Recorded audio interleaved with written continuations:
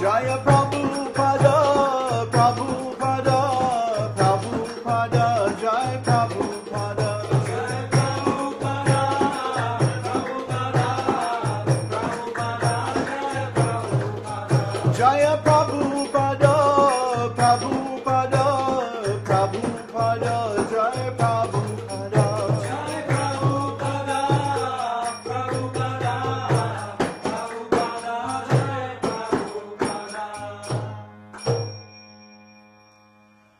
Jai Om Vishnupad Paramahansa Parivrajacharya Satarasata Shri Sriman His Divine Grace A.C. Bhaktivedanta Goswami Maharaj Srila Prabhupada Ki Jai Srila Prabhupada Ki Jai Srila Prabhupada Ki Jai Ananta Koti Vaishnava Vrinda Ki Jai Namacharya Srila Haridas Thakur Ki Jai Prem Shikaho Sri Krishna Chaitanya Prabhu Nityananda Sri Advaita Gadadhar Sri Vasadi Gaur Bhakta Vrinda Ki Jai Shri Shri Radha Krishna Govinda Shamakun Radha Kun Giri Govardhan Ki Jai Shri Vrindavan Dham Ki Jai Shri Mayapur Navadvip Dham Ki Jai Shri Jagannath Puri Dham Ki Jai Jagannath Swami Baladev Subhadra Ki Jai Shri Shri Gaur Nitai Ki Jai Bhakti Devi Tulsi Maharani Ki Jai Shri Rati Radharani Ki Jai Gaur Premanandi, all glories to the assembled devotees.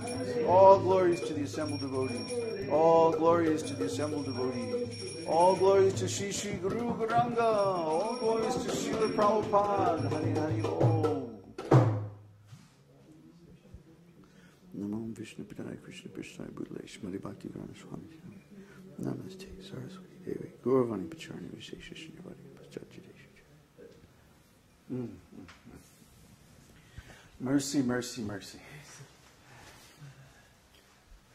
Huh? Yeah. A lot of mercy today. This will be remembered as one of those very special satsangs because we're going to talk about Project Z. Project Z. Ooh. Project Z. Or was it why? Dude, these projects are so secret that we even forget the name. It doesn't matter. It's all part of our program to follow Srila Prabhupada's instructions. So Srila Prabhupada wanted farm communities. He wanted Varnashram colleges. He wanted to teach people how to make a living in the material world without breaking the laws of God. Right now what we've got is called Ugra Karma. Ugra Karma means unnecessary, sinful work. Ugra means ugly or angry or nasty. So the work that people are doing, the karma that people are doing, is ugra. It's ugly, it's nasty, it's unnecessary, it's wrong, it's sinful. So because of this ugra karma, the whole world has become polluted. Human society has become deviated from the real aims given by God. And people have become entangled in all kinds of sinful activities. Like if you go to some factory, immediately, first thing, what do you see? The lunch wagons outside selling all kinds of meat products and other nasty things. And then if you look a little deeper, over in the corner, there's some rascal standing there selling dope. Usually speed. Why? Because they have to work so hard. So the workers are all hooked on speed. Go to any rural town in America today, any manufacturing center in America today, and you will find that more than half of the workers are using methamphetamine and similar drugs. Crack cocaine, like that. Well, why? Because they have to work so hard. Where do they get the energy? Because this is all ugra karma. Actually, nobody wants to do this work. It's unnecessary. It's unpalatable. It's not tasteful for the soul. It's not elevating. It's degrading. So Srila Prabhupada wanted to show us how to live simply in harmony with the land and God. Huh? How to live on the earth but not be of the earth. How to live in the material world without creating sinful reactions. And this is the essence of the Vedic lifestyle. Land and cows. Live peacefully on the land, raise your own food, or at least the majority of your own food, and then what you don't need, trade it for the things that you can't raise locally. Very simple. But what's the power of this lifestyle? It means that every person, every family at least, or every village at least, has access, direct access to the tools for making their own livelihood.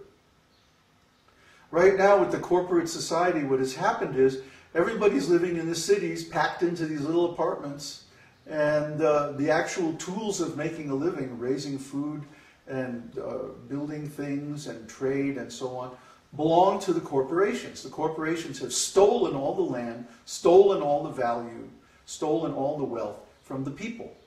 And now they're being held in these big impersonal, abstract organizations that only exist on paper, actually. If anybody can show me a company, no, you can't show me a company. You can show me a building, maybe, that's owned by a company. You can't show me a company, because a company is an abstraction. It's just a bunch of words on paper, contracts, agreements, and stuff like that. It doesn't even really exist. But yet, we have created this fiction. In fact, it's even called, when you apply for a corporation, the first thing you have to do is register a fictitious name. A fictitious name. Acme Corporation. And then just like, the coyote in the Roadrunner cartoons, people buy the products from this Acme Corporation, and what do? They blow up in your face. Then you have to buy another one. You see? Because in a world where individual craftsmanship is valued, and where you know the person who makes all the products that you use, if something goes wrong, what do? You go over down the road to the blacksmith and you say, hey, you made this hammer and it broke. I was just trying to pull out a nail and it cracked. You have to fix it. But now if you buy a hammer in the store and it breaks, what do? You go back and they say, well, it's not our fault, it's the manufacturer's warranty. You have to send it back to China for a replacement. It's useless. You might as well just buy another one. That's what they want. You see? So they trick you into buying more than you need and so on and so forth. Everybody knows this. But when we have locally available all of the tools for all of the things we need, and what do we really need? Food, shelter, and God. That's what we really need. So of course what's missing is God and the knowledge of God. The Vedic knowledge that's passed down through disciplic succession. They've tried very hard, the corporate rascals, to make all this a secret. They took all the knowledge of the soul and knowledge of God and the spiritual world out of the Bible. Of course, they're keeping it in the basement of the Vatican Library where nobody can get to it. They made it such a big secret that even they forgot. So they don't know. They're saying, we are the spiritual authorities, but actually they don't know. If you ask them to explain what is the soul, they can't tell you. The very first question that is examined in the Vedic literature, and the rascals, they cannot tell you. What is the meaning? And then there's all these people called psychiatrists, psychologists. It comes from the Greek word psyche, which means soul. So they're supposed to know about the soul, but if you ask them, what is the soul? They say, oh, there is no soul. It's just an imaginary, old-fashioned thing. It doesn't mean anything. Rascals. Really, they're terrible. So what are we doing? We're reintroducing this knowledge of the soul into human society. And we have a plan. We have a plan called the Varnashram College This plan was created by Srila Prabhupada. It's not our speculation, but it's given to us by our guru, our spiritual master. And he wanted to show the world how to live very simply on the land, raise your own food, and be close to God. So, like everything in this world, this concept needs to be adjusted for the present time and circumstances.